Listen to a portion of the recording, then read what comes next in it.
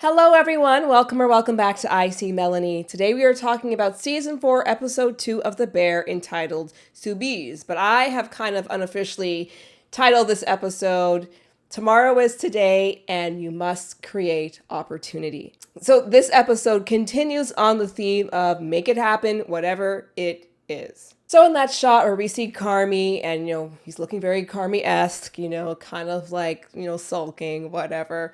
He's thinking about everything that's going on. So understandably, yeah, he's a little stressed out and he's just kind of staring off into space.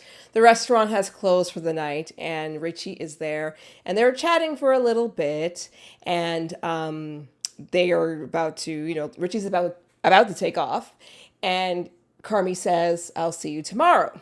And Richie said, "Tomorrow is today." And so obviously what he means is it is after midnight. So technically I'll be seeing you in a few hours later on today. But the idea is, and Carmy, I don't think even puts this together at this point, is that you can't be stagnant. Tomorrow, that elusive tomorrow is right now. Make the change now. And I think I didn't really mention it that much in the previous episode review that I did, where he is watching Groundhog Day. So Groundhog Day came out when I was a kid. I think I watched it when I was under 10. Actually, I don't remember. I could be making myself sound very old right now, but I haven't watched it since, I don't know, the early 90s, so I don't remember it. But obviously I know the theme of the same thing happening every single day. It's very rinse and repeat. And Carmy feels this way with the restaurant. And we'll talk more about his conversation with his sister at the end. But he just feels kind of stuck in this mode of operation. And as I mentioned in the other episode's review, is that his modus operandi, and for him in general, is chaotic. It's a mess. He doesn't know how to work, how to exist without it. And that transcends obviously to his restaurant, but he needs to make some changes. So Ibra is making it happen. He is making opportunities. He's creating opportunities. And so he's thinking about, how can I expand this business of the beef, of the lunchtime sandwich shop? And so he was saying, and I hope I'm not spoiling a future episode. I might be because I watch everything. But I think based on the notes that I took, this happened in episode 2, where they ran out of sandwiches at 1:15. So, typically when I go for lunch, when I'm in the office, I usually go to lunch at 1 o'clock. I bring my own lunch most times. But if I were to go out to eat that day, it would be at 1:15. It would be at 1:30. So this is still prime lunchtime, and seeing as it's only open in the afternoon, this is the moment. So it technically is a good problem to have. If you are selling out and you've got this huge demand that you finish a little bit before the lunch period, that's a good thing. Because with the beef, it's a pretty good setup. So they have got their direct materials that they need to get more of, i.e. the stuff to make the sandwiches. And they've got the staff members. I think there are maybe about 5 of them or so. So it's a very lean operation. They don't have a kitchen or a dining area other than what's outside, but who cares about outside stuff?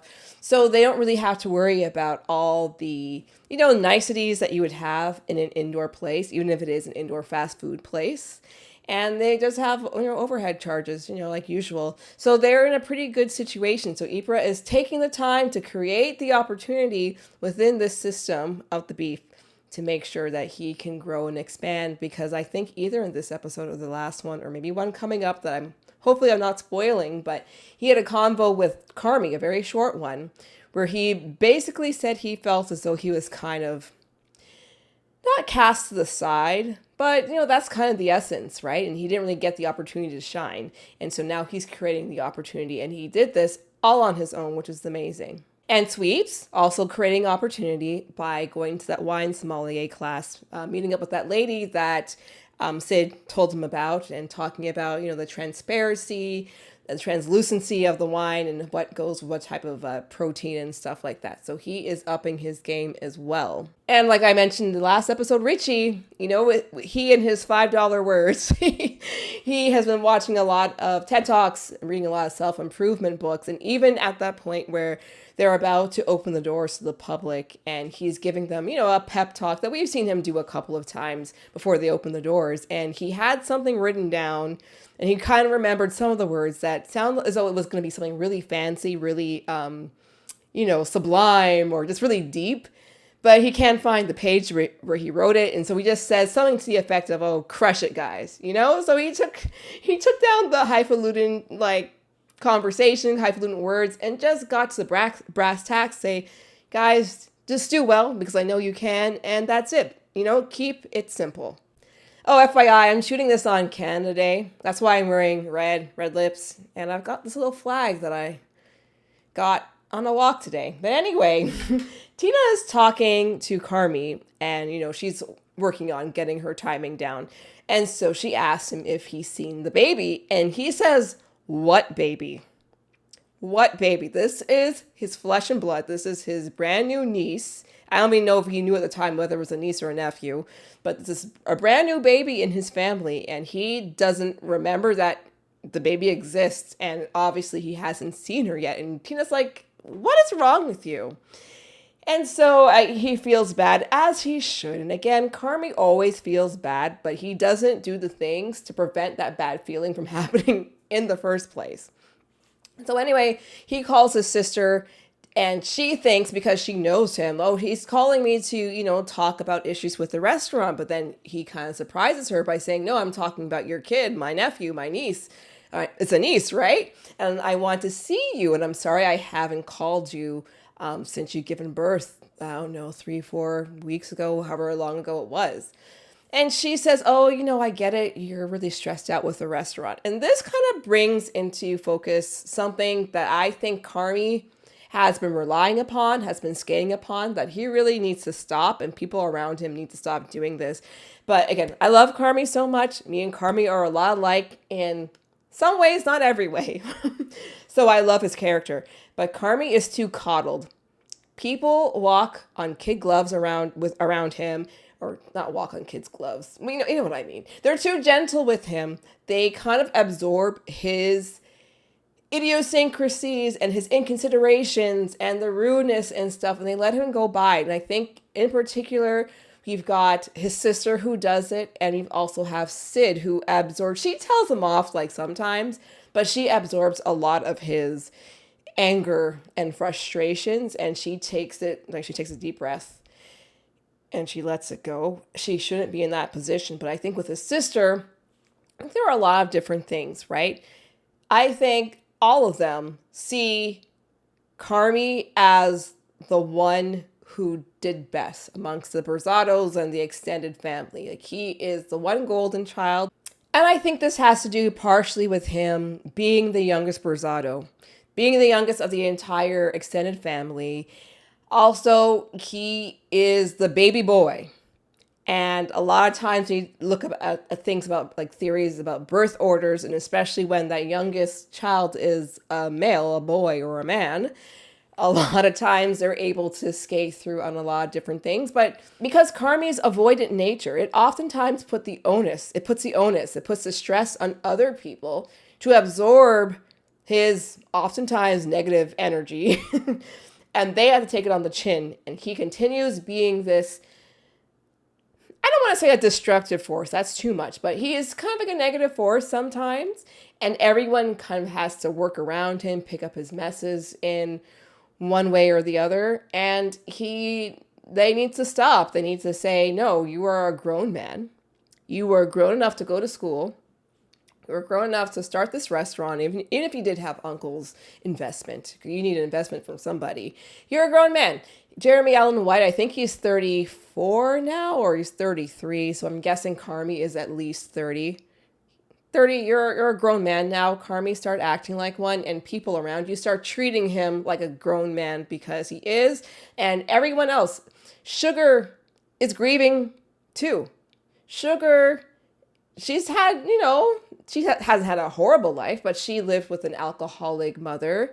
and a father who I guess abandoned them, and the grief of losing her older brother. She's gone through a lot as well. And she is not that golden child, that prodigy like Carmy is. And so that's always going to kind of play a part of it as well, even though she doesn't really talk about it that much.